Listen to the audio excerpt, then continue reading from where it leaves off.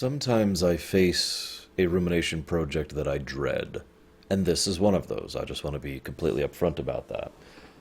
The Xenosaga series is actually known for being convoluted to the point of complicated, and, well, this is where I admit something. If you had asked me this question 4 or so years ago, I would have said this game is very anime. Now, what I would mean is that it's very weird. Usually what I nowadays try to call weird for weird's sakes. But back then, that's just what I called that. Now, obviously, that was a misnomer, and I have been making efforts to correct that over the years. There is a lot of weird for weird's sake in Xenosaga. Not a lot of that in Xenosaga 1, though. And that's kind of why I wanted to start with this preface. Sometimes there's a work that I tend to mentally group into one thing.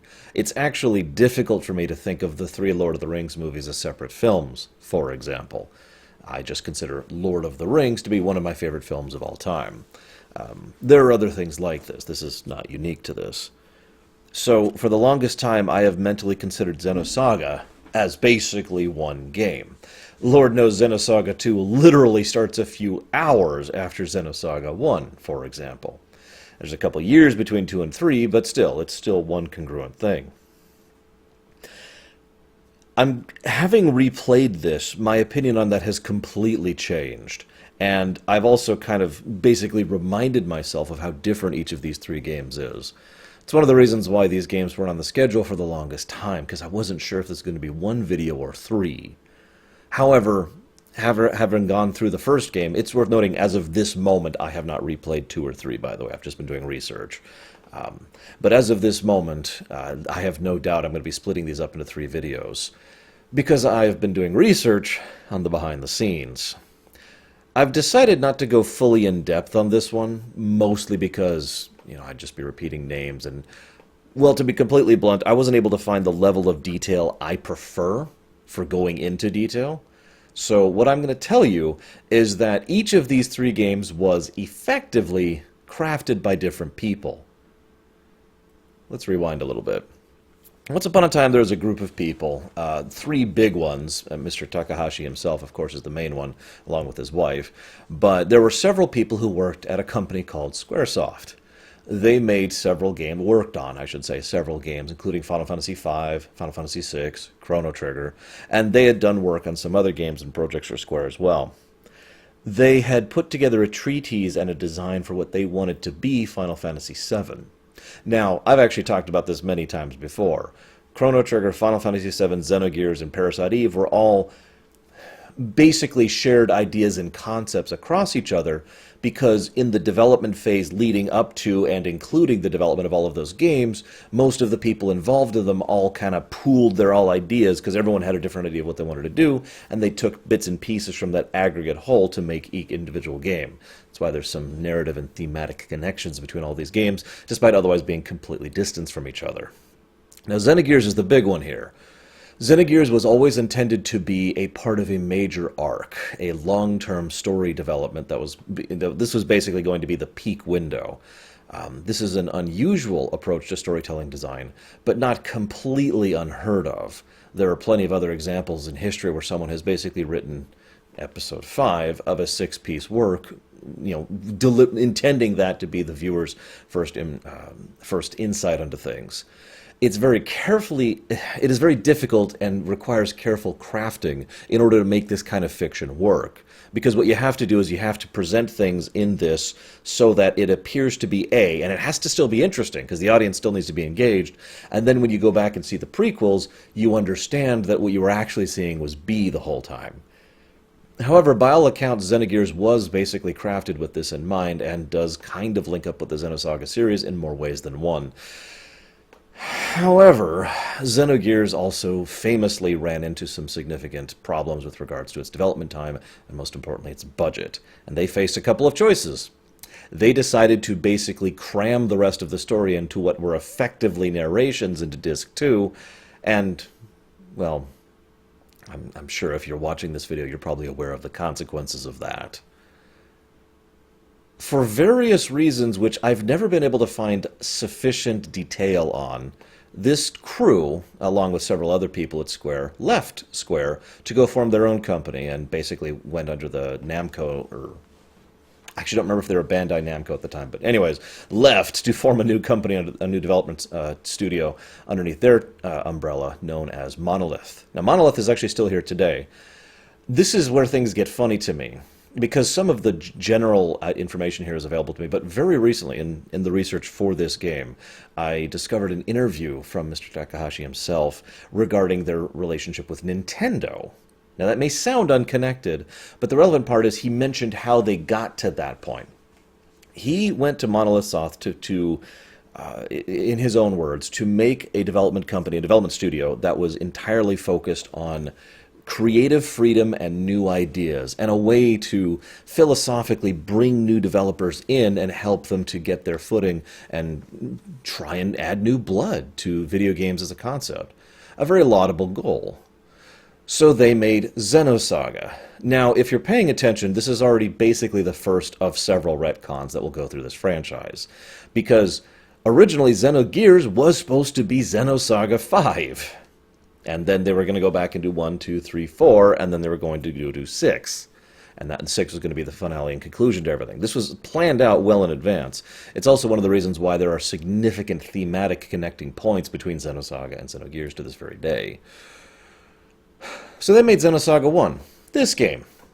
We'll talk a little bit more about the plight of the other games later, but all you need to know right now is, in the wake of Xenosaga 1, he believed, and he removed himself from development and said, you know what, this needs to be about new developers, new creators, new writers. So they handed it off to a new team. That team didn't do well, and they handed it off to another team. And that game didn't do that well either, so the series was basically canned.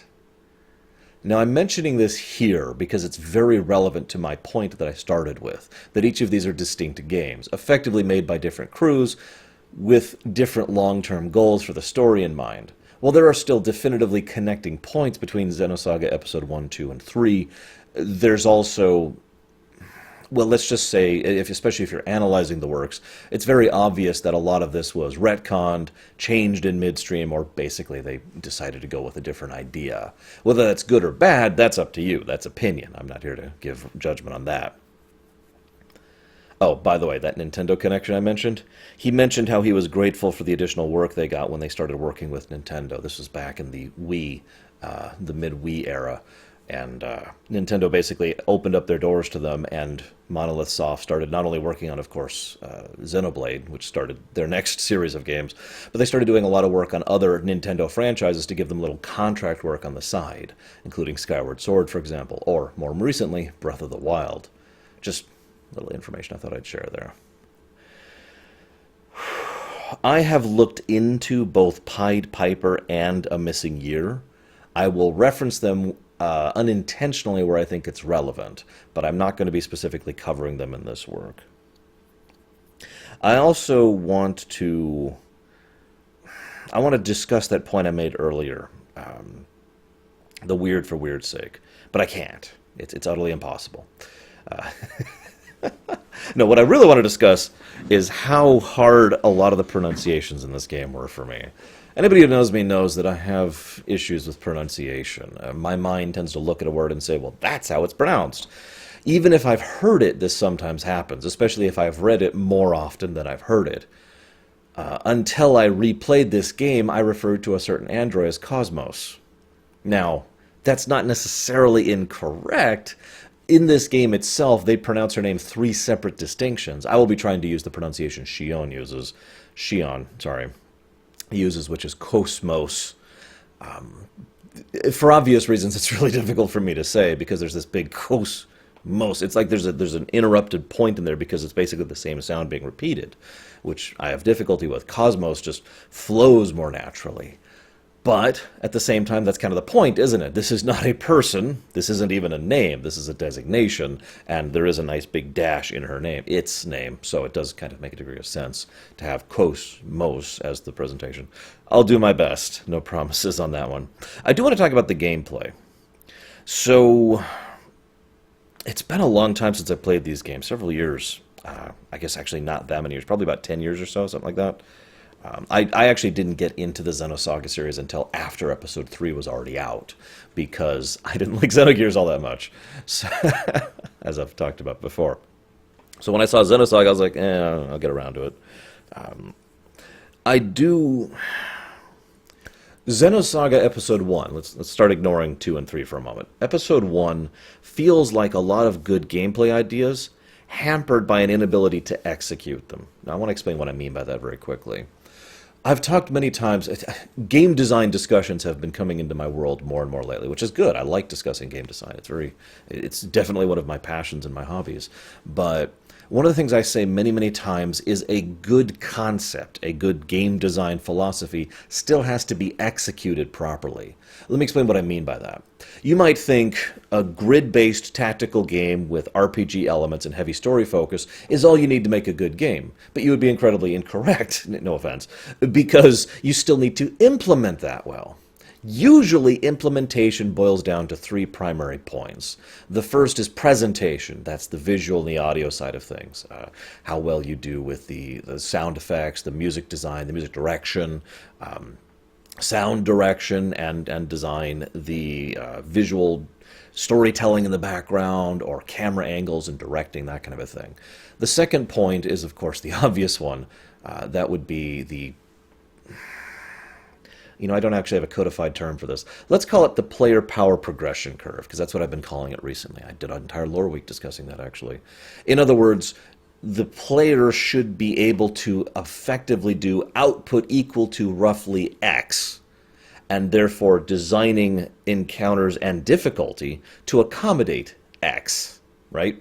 So in other words, if you're like about here on the curve, and the enemy should be like maybe just a little bit above, or just a little bit below, or whatever's appropriate to the scene. And of course, the final thing is level design. Level design is duh. I don't think I need to explain that one. Now, I'm briefly glassing over both the first and the last, because the middle one is the problem with Xenosaga Episode 1, in my opinion. I feel like the difficulty curve was basically not well designed. I feel like they relied a little bit too much on the player actively going into the Cephalon several times, on their own, regardless of progression through the plot, deliberately to go and grind to level up. Now, I know that's kind of an interesting topic nowadays, since so many RPG players tend to automatically assume that grinding is a natural part of an RPG. Let me just go and say that, from my opinion, I disagree with that. I don't think grind should be a built-in concept that you rely upon when it comes to designing your difficulty curve. And there's a couple of pretty significant meat gates in this game that more or less require that. Now, obviously, if I was better at this game, or if I knew the game inside and out, or if I was a speedrunner, or if I was a tasser, I could bypass these problems, but I am none of these things. I am just playing the game for the show, trying to analyze and design it as I go. Or dissect it, not design. I'm designing the game, guys! No, some year. So having said that, though, that is my biggest problem with the gameplay of Xenosaga 1. It was basically a chore to play through, and I don't think it needed to be, because, and this is where I go back, tie this back into what I earlier said, a lot of the concepts and ideas were really cool. First of all, the idea of the Cephalon is a neat way to actually have gameplay and story integration of going off and grinding a dungeon. Because the UMS, or the UNS, or whatever the hell they actually call it, the subconscious internet, which is actually part of the subconscious existence of collective unconscious, tying together all spirit energy in order to maintain the physical reality we exist in. I told you, weird. It has a natural and direct, tangible interaction with the physical plane. Oh, by the way, I'm going to say something really quick here. The games specifically refer to the real domain and the imaginary number domain. I will probably mention those a few times. I don't think that'll really come up in this episode, but I have other terms for that which I think work better. The physical plane and the spiritual plane. Bam. It's a lot easier to say, is what I'm trying to say. Anyways, I'm getting off topic. So the Cephalon is a good idea, and I like how it ties into the lore. I like the different types of enemies. I wish they had done a little bit more with that, but the built-in weaknesses based on enemy type is a concept I've always liked, even going back to very simplistic games like Final Fantasy Mystic Quest, or slightly more advanced games like Final Fantasy X, and I'm trying to think of an example that's not a Final Fantasy. Fire Emblem. you know, the triangle, right? I do like that general concept. I also like the method of obtaining skills in this series, you know, having to have it's basically the FF9 thing in its own little way. You know, you keep the accessory equipped and you level up and then you extract and boom, there you go, skill. It's now yours. And you can cycle those around to get different skills in different people. It's a good way to customize the party loadout, and it's a good way to build yourself in a certain direction. Now, it takes so long to do it. This is where kind of that grind comes in, that it basically mandates if you need X or Y for an upcoming boss fight, then you got to go run around in circles for a while. Same thing as well with the stat distribution. You know, spending, oh god, I forget what they call them in this game, the exp, directly in order to raise attribute points is a nice idea and something that I do approve of when it comes to the design of RPG. It's just, again, I feel like they mandated you doing that a little bit too much. Back to the difficulty thing. Moving on. I love the eggs, the AGWS armors. I know that's being redundant. I like that concept. I feel it's a cool addition to the thing. Now, I didn't actually use them all that often myself, but I like the option of being able, like, you know what, I want a big old mecha for this fight. I'm going to have difficulty, if not indeed impossibility, repairing this thing, so it's basically a one-shot and it's gone. But it's really useful as a cooldown type thing, and I thought that was a neat implementation. I also thought the turn indicator could have been a little bit better designed, and a little bit more intuitive, but I also like the shortcut system. If anything, I'm mostly reminded of Kingdom Hearts on that one, which is weird because Kingdom Hearts is actually an action RPG, and this is fully a turn-based RPG. But I like the ability to shortcut an ability and say, well, I could hit A, down, down, down, right, A, down, down, A, or I can hit Y, and just bam, use that ability directly. It was a nice little convenience feature. And of course, you only have so many buttons, so it's not like you're putting everything on the shortcuts. I wanted to talk about something else, didn't I? Gameplay-wise, where is it? Ah, traps. I really like the traps thing. Red for the win, by the way. I like the idea of, you know, doing stuff on the, I guess, the dungeon layer, the overworld layer. There's no real overworld in this game, but you know what I mean, in order to affect the combat. That's a concept I like, again, going back to the SNES era, and so I like this particular implementation of it. If anything, I just wish there was more things you could do to affect, you know, walking into a fight to affect it. I suppose that is basically all I have to say about the combat. Although I do have to say really quick that I find it funny that Cosmos is overpowered. I mean, she's not overpowered. She's way stronger in cutscenes than she is in gameplay. But she's also basically your best party member, at least in this game specifically. Now, that makes sense. Again, gameplay and story integration. She's literally a combat android. I'm one of those people who thinks that combat androids or combat robots are usually let's say, poorly represented in fiction. You know, I look at that and it's like, well, that looks like a maneuver a human would make. You're supposed to be able to calculate things faster and have more accuracy with your shots or your punches or whatever. Why are you doing that, right? So I like how Cosmos is presented such that she is what I would mentally consider the capabilities of an android with combat built programming or whatever.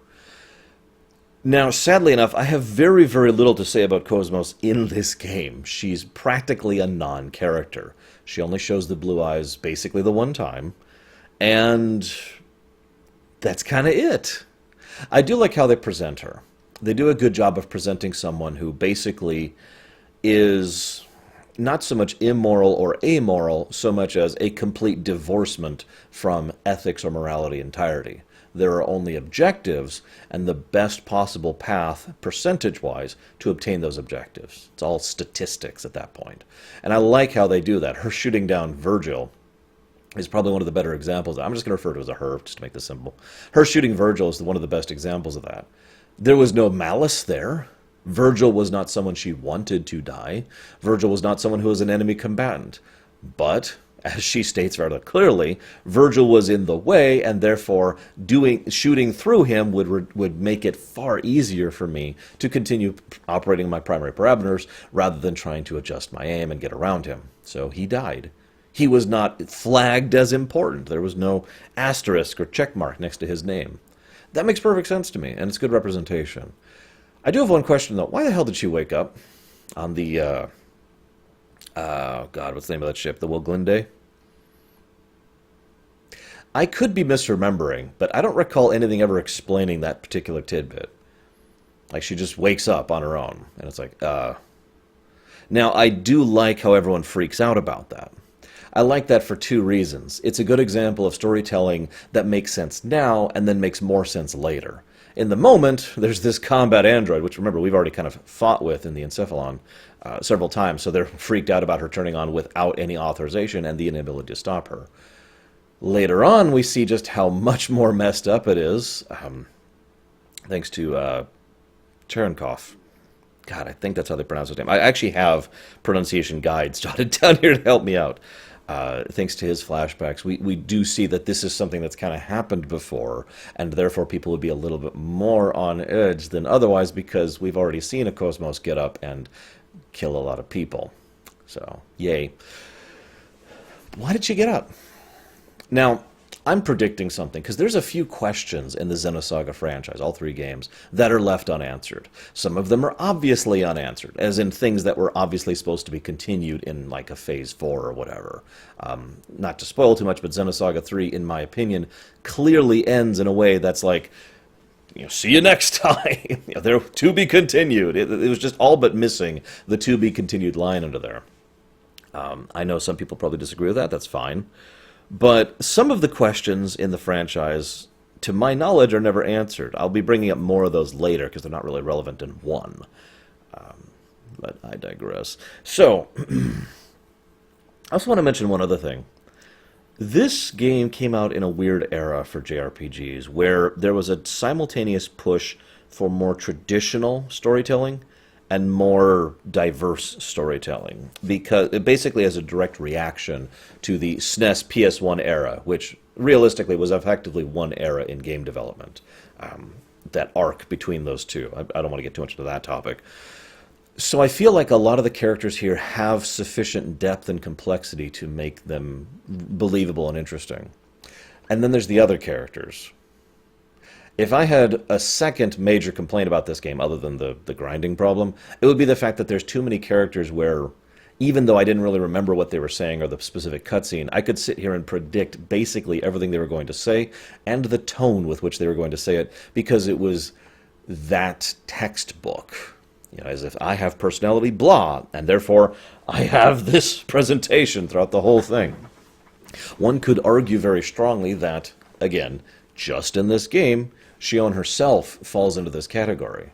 That she is just very, very typical. The ditzy scientist, basically, who has no comprehension or understanding of social norms, does not know how to interact with people around her at all on an individual or on a macro level, and doesn't really have a proper understanding of, shall we say, significance or importance outside of the realm of her specific expertise. Now, I will freely admit she gets fleshed out a little bit more in later games, at least by memory. Again, haven't replayed them yet. But in this game, I just found myself going, okay. And I don't actually have much else to say about her as a consequence. Now, I do have more to say about Alan. Alan is interesting to me because he feels like an attempt at what I usually call an O'Brien. Someone who is designed to be a player perspective character. Alan's just a guy, right?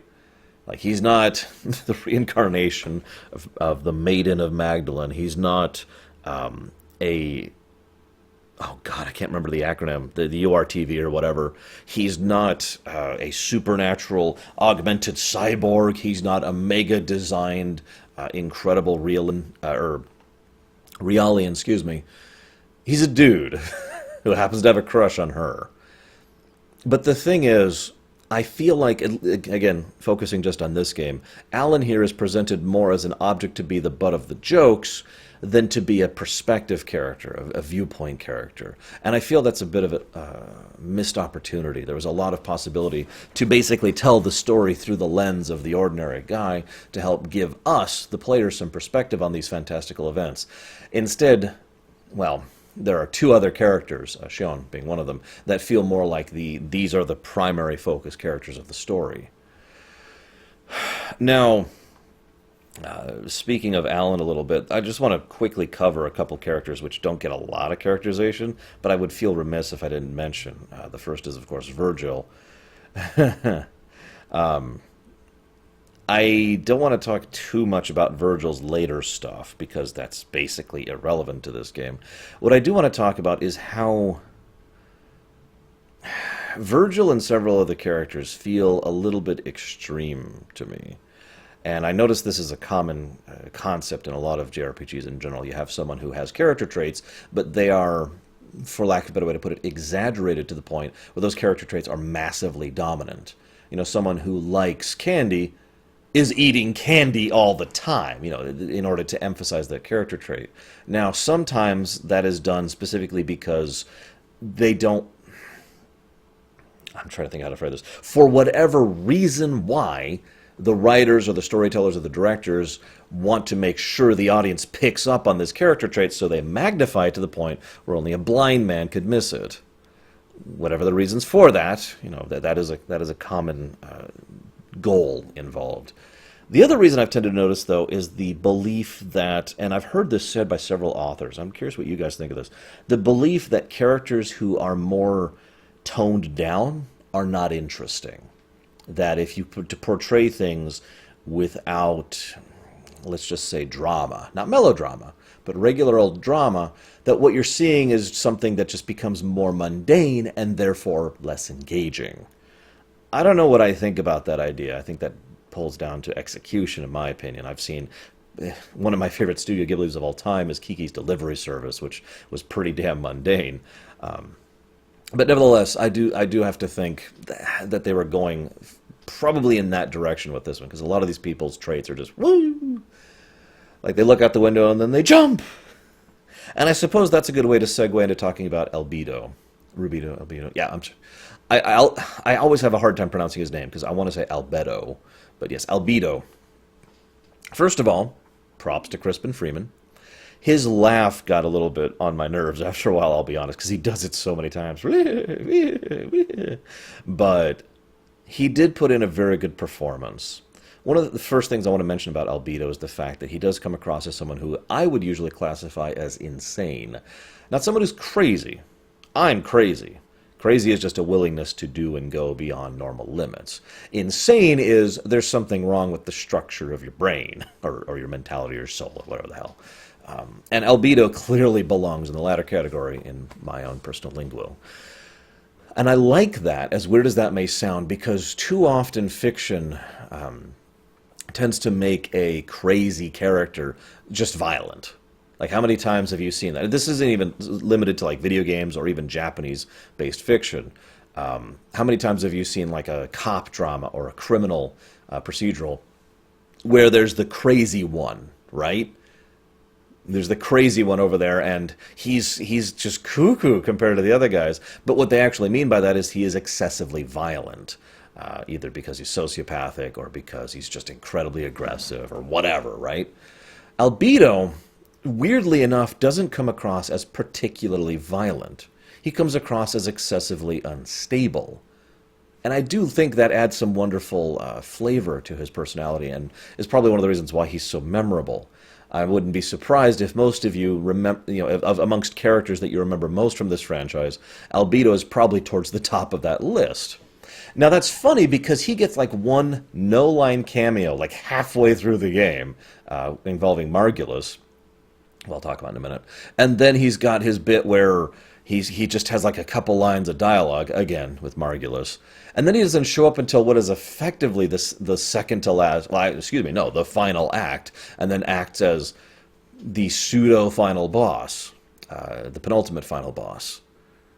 It's funny because he is so memorable despite having almost no presence in this game. Then again, Wilhelm's barely in this game either, but I'm getting off topic. But it's so obvious why he has such presence. The scenes he has are used to great effect. And to be completely blunt, it's creepy as hell. The scene of him basically deliberately going out of his way to be as horrible as possible to force Momo to shut down so that he could sift through her memories is just kind of messed up. And the cutting back and forth between that and the action of the heroes was an excellent juxtaposition, and also kept the pace going for that final act very well. Similarly, it also is obvious if you're paying attention that Albedo is after something. Like, there is goal in mind there, but the methods by which he's using make it difficult to really define what goal he's after. The closest thing we have to a hint at all is his final parting words to Rubido, where he mentions the whole my other half comment. I forget exactly how he phrased it, but you know what I mean. It's as close as we get to that. And I also want to say, speaking of Albedo, I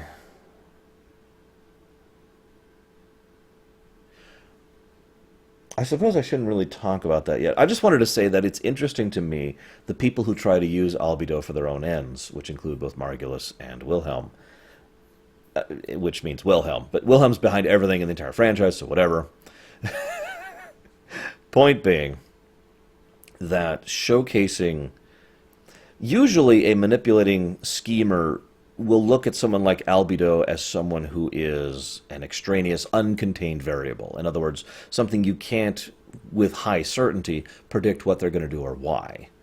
The fact that he is trying to use him in such effect is almost weird to me.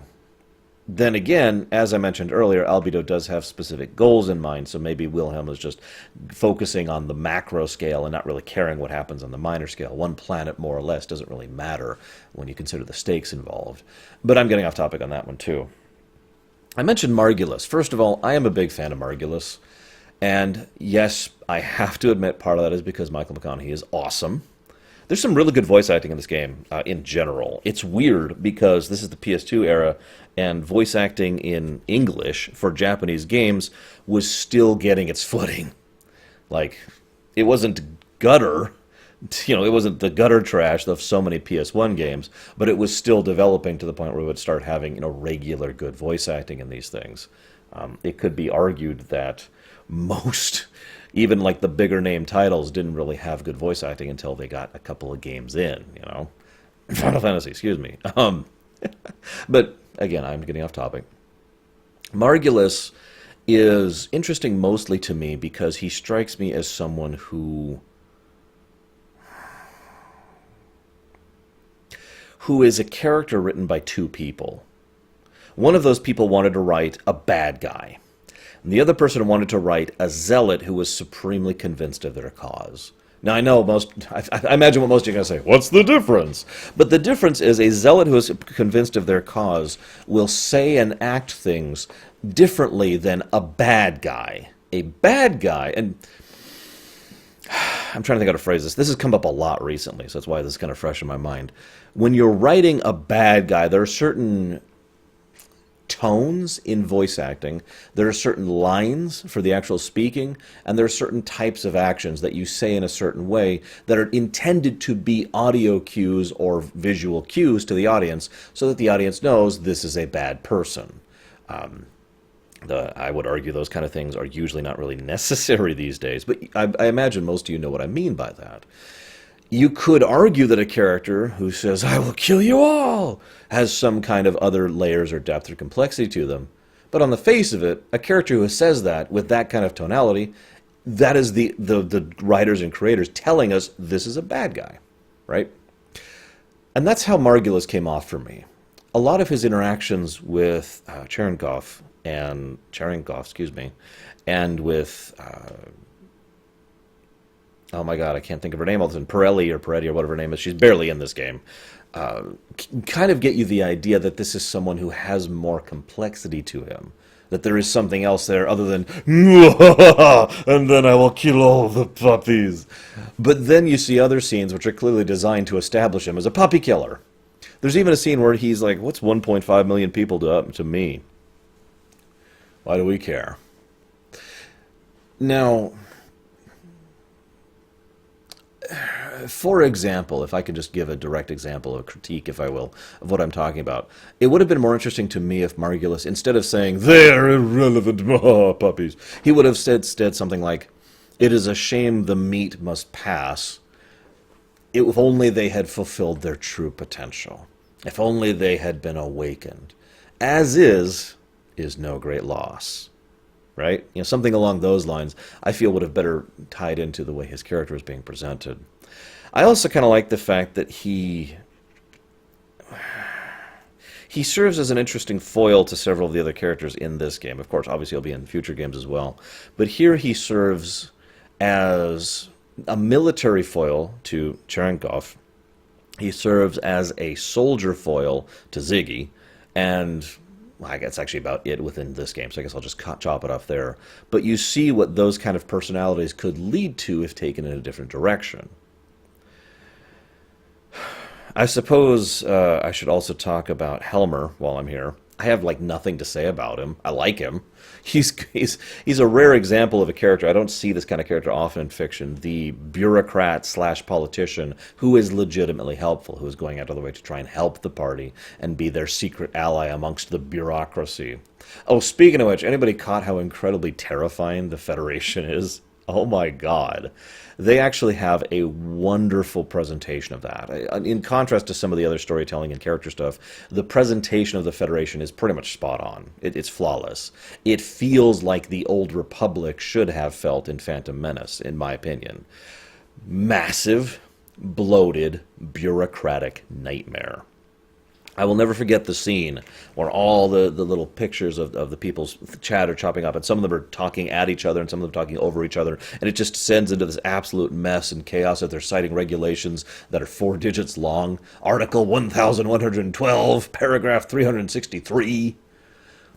It's a lot of information. I feel bad for the voice actors having to voice that stuff so smoothly and clipped, but it gets across the idea perfectly that this is this massive redundancy upon redundancy bureaucracy, and as weird as this is going to sound, it's probably the most believable thing, for me, personally, within the Xenosaga series.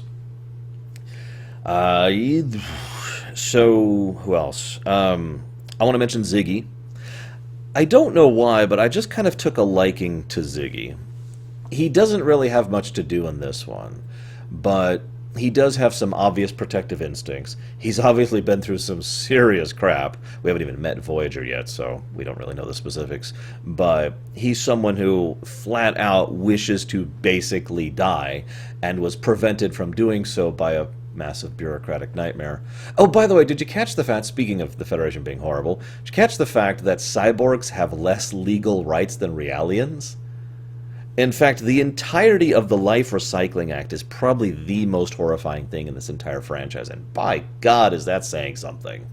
The Life Recycling Act is such a wonderfully peaceful, calm way of basically getting across the idea that we're going to push the boundaries of what humans can be through cybernetics and through genetic engineering, and the legal rights that would be bestowed upon people who are under those circumstances, including Cherenkov, to give an example of someone whose life was altered by that, someone who's quite literally built as still a human being, but built, thanks to genetic engineering and designing and programming, to be a killer, to be an aggressive, violent person, to be sent into a war that ended almost immediately after he was deployed. That's terrifying. And, well, I'll get onto that later. But getting back to Ziggy for a second. So Ziggy just strikes me as someone who's just kind of like... there's a weird nobility in him. I want to credit at least part of that to Richard Epcar's performance. I'm a big fan of Richard Epcar. Although it's weird to hear him and not think of Ansem. In fact, there are so many Kingdom Hearts voice actors in this game, it's kind of weird. I mean, we've got Xemnas, we've got Saïx, we've got Ansem. Anyway, that was... but I do like the idea of someone who has been through a lot of crap, but takes it on the chin. Because so often in fiction I see someone who's been through a lot of crap and is like super idealistic, or someone who's been through a lot of crap and is broken by it. But Ziggy, it's just another day to him. And there's something noble about that. Like I said, it's engaging to me, and I found myself sympathizing with him a lot more than most of the other characters. The fact that he's just kind of cool, in addition to everything else, is on top of that. He's also completely willing to admit his own emotional problems, at least to someone he trusts, Momo being the obvious example in this game. I feel embarrassed about my old, decrepit body. I don't want someone to see me like this. Like, do you know how few characters are willing to just admit something so deeply personal about them like that? Most people in real life aren't like that. So, again, it's kind of why he grew on me very quickly. Looking at my list of characters here, who else we got? I mentioned Margulis. I mentioned Cosmos. Let's talk about Matthews really quick. I don't have a lot to say about Tony. He's just kind of there. But Matthews and Hammer both mentioned something I wanted to talk about, if that's okay with you. And if it's not, then you're probably not listening to me at this point. Matthews, first of all, good voice actor. Good presentation of just the pseudo-casual captain. He's probably one of the more, I'd say the second most nuanced character I personally saw in this game. He's selfish, but not to an extreme. He is casual, but not to the point where he will not take things seriously. He hits a nice balance point in a lot of his character traits, and I like that. And I like his presentation. I mean, he's there literally to go scavenge a military battle and pick amongst the dead like vultures. I know they're extinct, but bear me out. But when he is asked to help people, he is like, well, okay, I can go ahead and do helping of people. Can we help these other people? Yeah, okay, sure. Sure, I guess. Why not? Oh, and also we'll pay the bill for this. Well, that's good. Oh, also, we're in the middle of this battle with these other people. Well, screw that. We're going to get involved in that, aren't we? In other words, he's basically like a less good Han Solo. And I kind of like that. But what I like more about Matthews, and this is the thing I wanted to talk about, was the Seraphim sisters. You remember that? I do not blame you if you don't. It's one line in one scene, but something about it resonated with me hardcore. Xenosaga is a setting in which the tech is ludicrously advanced, to the point where it's actually a little bit weird that conflict exists. It's one of those settings, right, where they are so amazingly advanced, it's just like, wow, really? They literally have the ability to enter a physical internet and take things out of it. That's the level of society we've got going here. Also, you don't technically need anything to enter the internet. You have remote access to it. Your person. I don't mean like wireless. No, we're way beyond that. So they mention he wants to save up some money and go see a concert from the Seraphim sisters in person. Now, I can't remember who. I forget if it was Tony or Hammer, but one of them says, that's stupid. Why don't you just catch it on the UMS later? Right? I mean, they start to say a line, your brain can't tell the difference, as if you were actually there because of the way these recordings exist and because of the severity of the accuracy of the nerval input that is being processed to then be distributed to other people. This is basically the furthest possible extent of true virtual reality, to the point where you cannot chemically tell the difference between virtual reality and physical reality. Now, that's an engaging idea in its own right. But then he goes back and says, it's not the same. I like that a lot, and I want to explain why. It's the same reason I like the replicated food versus real food thing over on Deep Space Nine. Now, fundamentally speaking, I would argue strongly there's no difference, well, there's at best a minor difference in taste between replicated food and grown food. I'm sure there is a difference in taste. I mean, a grown tomato will not taste the same as another grown tomato. There's more variables involved. However, there are several people who specifically say that they prefer one or the other. That's what I like right there, that preference, that desire and design of saying, this is what I want. Why? Because it's what I want. Because I prefer this. Human preference is one of those weird things that, while we can explain some of it, we actually can't explain all of it. We do not understand enough about our own brains to properly diagnose exactly why we prefer certain things over other certain things. But it's something that adds a wonderful, intangible believability to fiction when properly utilized, in my opinion. It's one of the reasons I focus so much on culture and settings when I both write and analyze. So his desire to physically go and be there at a concert, that's awesome. It's a wonderful little bit of flavor and detail that adds wonderfully to the setting, and it actually made Matthews just really strike out as a character for me. There's even a later scene that carries forward the same idea in a different angle. Hammer, the navigationist, they flat out say, why don't you just do it? And he's like, no, I want to do it with my hands. It actually started with him complaining because he was having trouble keeping up. It's like, you don't need to do it with your hands. No, of course I want to do it with your hands. He says it like it's obvious. Why wouldn't I want to do it manually? It's just a little throwaway line, but that preference there added wonderful flavor to the characters. I just wanted to stop and talk about that for a bit.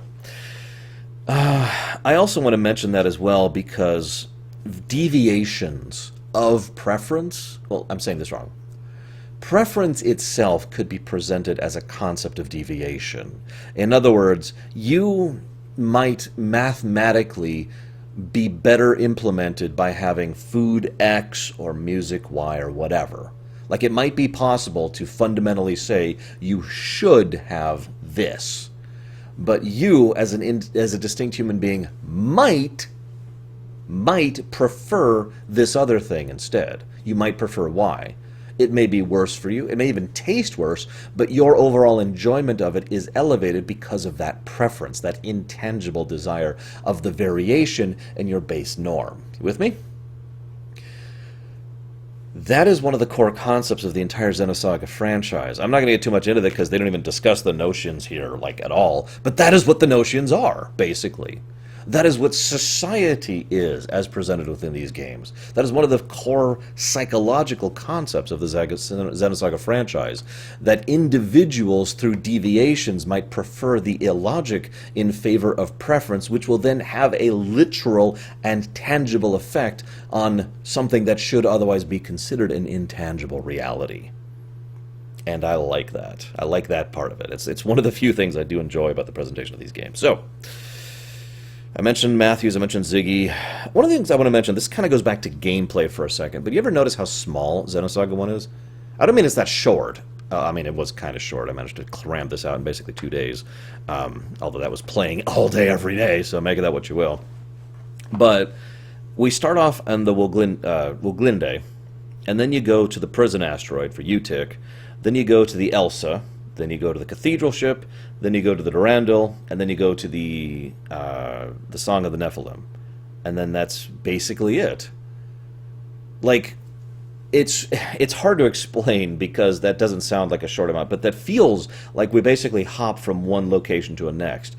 It's part, and I'm bringing this up partially to explain something that I'm not sure will prove true as we go through the other games, but by memory, I prefer Xenosaga 1 over 2 and 3. And I think part of that is down to this. Xenosaga 1 brings the focus down considerably. At its largest point, the most significant threat is the threat to a planet. A decent amount of either absolute destruction or wide-scale devastation, thanks to Albedo being like, wee. Now, that is large scale. But in a science fiction setting where we literally span multiple light years across half a galaxy and have regular hyperspace and instant transmission across and blah, blah, blah, that is relatively small scale. And that is the full culmination of the climax, too. For the most part, the scale is simply the lives of the individuals. And I think that is helped by the choice of locales and the fact that you are relatively contained in them. It does feel a little claustrophobic at times, I'll admit that. I mean, you spend, what, like 3 hours before you even leave the tutorial ship? But that being said, the other thing I like about Xenosaga 1, by memory, better than 2 and 3, is it's more believable. I mentioned earlier the weird for weird's sake thing. I don't really think there's a lot of weird for weird in Episode 1. Anything that was brief, and something that I could just kind of wave away. You know, Arianda turning into the cathedral ship. Okay, that's that is definitely weird for weird's sake. The presentation of the notions, which again they don't really discuss yet, is also weird. You know, I'm not into that. But that's about it. And I can ignore a couple of things in favor of what is otherwise a very interesting and engaging story, which is kind of what Xenosaga 1 is for me. Let me check my notes here, because I have a couple other things I know I'm just kind of saving for later. I mentioned Wilhelm briefly. One of the things I find most interesting about Wilhelm is the fact that The games, again, by memory, Xenosaga 1 definitely does this. They kind of go out of their way to underemphasize him while simultaneously making every appearance of him significant. Every time Wilhelm shows up, it's a big impact on the story. And it implies something massive. One of my favorite examples of this is basically in the ending, when Cosmos is holding up the Elsa with her field in order to prevent it from devastation, and we cut over to Wilhelm for like 2 seconds, looking at his compass and noticing that the Chaos Ring has started orbiting. It's very brief, but we've already seen him and that compass earlier in the game, and we know that the Chaos Ring, well, we don't know what it is yet, but we know that the Chaos Ring wasn't orbiting then.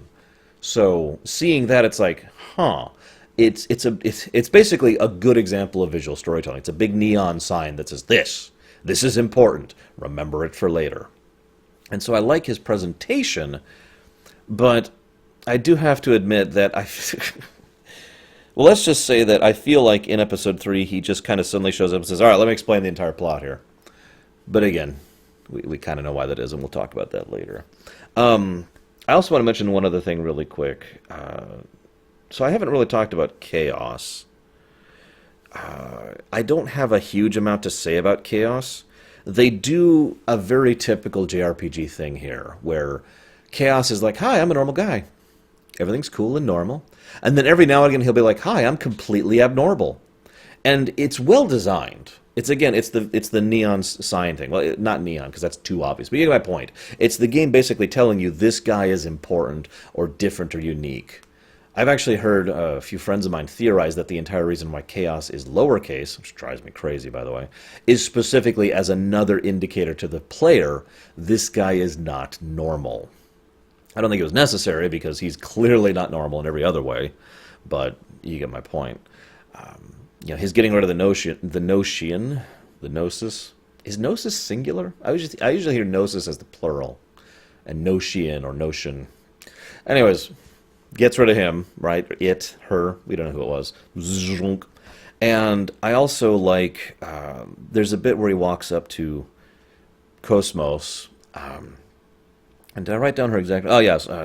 So where's the real you?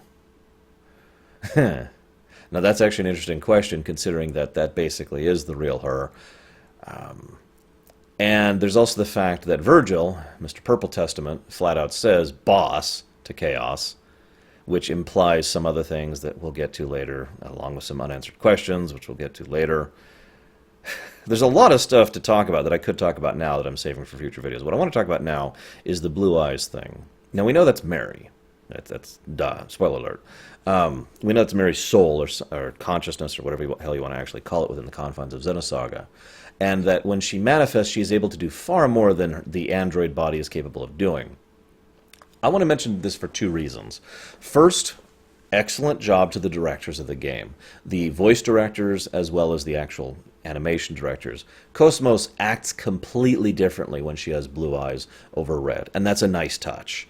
Even though we can see the eye difference, we can tell this is basically a different person. She is very robotic, crisp, and efficient in her movements when she's got the red eyes, when she's Cosmos. When she has the blue eyes, she moves more like a person, talks more like a person, and incidentally is way stronger, which again kind of has to do with the whole Wille theme of the franchise, which we haven't really gotten into yet. The second reason I wanted to bring this up is I find myself wondering why it is, I know this sounds weird, but why it is that Mary, Blue Eyes, only manifests periodically in Cosmos. Now, maybe there's some specifics I've forgotten about, but it always struck me as a little bit weird that she only really shows up when she's needed. Like when things are really bad, like an entire Gnosis fleet is coming. It's like, rah, you know. It can, I guess it kind of aggravates me. I'm just going to be as honest about it as I can. I'm sorry. I don't like speaking ill of things, but it kind of aggravates me that Mary only shows up when she's needed. It's kind of a similar problem I have with Chaos. Chaos has mega powers, right? So why does he just chill most of the time?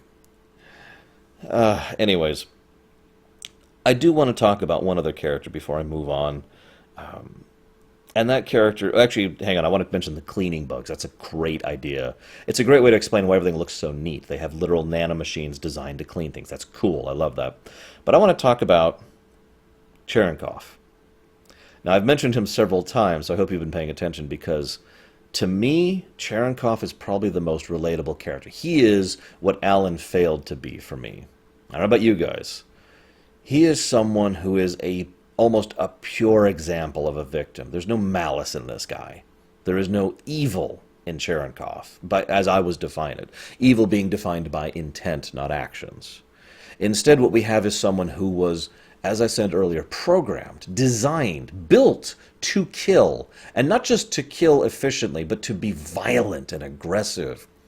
And then, all right, go live in society. And we see in him another aspect of just how messed up society has become. To the idea that rather than being properly modulated or reprogrammed or fixed or set up in a separate area which is designed for people like him or anything whatsoever, he's just set loose as a civilian. And of course he has absolutely no idea how to deal with that. So he kills someone. And then his future wife argues strongly for using the advanced medical technology they have of the arrows. I mean, this is a game in which people live for centuries regularly. I mentioned the tech level. So she argues, why don't we just make him docile? Why don't we just help him? And then she ends up wooing him. And I want to stress, by the way, a lot of his backstory is presented to us simultaneously, obviously, and subtly. And I like the way they do that. A little too much of the exposition of this game feels ham-fisted. There are too many scenes where someone just says, it basically just pulls up, like you can almost see them.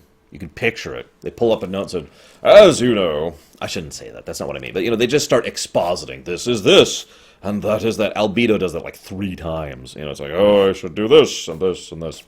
By contrast, his flashbacks in the cathedral ship feel very natural.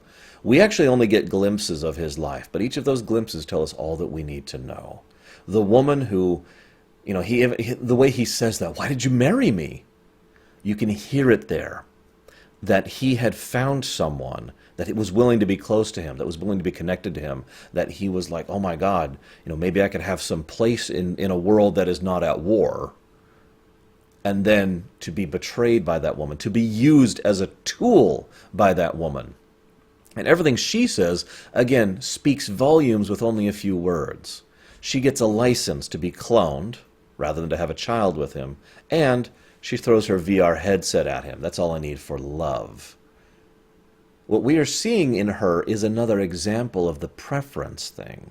Another deviant, if you will. And I don't mean deviant in a bad way. I mean a deviation. Someone who... We get the impression from her that she is the kind of person who, regardless of him, would never actually want to have a child, would probably never want to make love to someone. The idea of going through such a process probably is just... I picture that it's repulsive to her, that it's something that she could never bring herself to do. But she wants to have a child. She wants to have, some kind of offspring and progeny to have children for whatever reason. So she still wants the same general things that other people. That's the point of a deviation. It's not completely abnormal. There's a difference between taboo and wrong. She's not someone who wants to go out and eat all life and turn it into dark matter. Like, I know that's an extreme example, but it gets across my point. She's not someone who's completely off the norm, merely a deviation of the norm. I still want a family. She had no intention of divorcing him, remember. You'll still be my husband, right? But I will have a clone, which will be my child, and that will be my family unit. And then, of course, he walks up on her, there's a flash, and then her body's on the ground. Wonderful direction again. And we can just see what happened. All right, we'll reprogram him. Nope. All right, we'll reprogram him better. That's when Margulis finds him. Now... I kind of like to think that, this is just my impression, I like to think that when Margulis found him, he saw someone who was 2 things.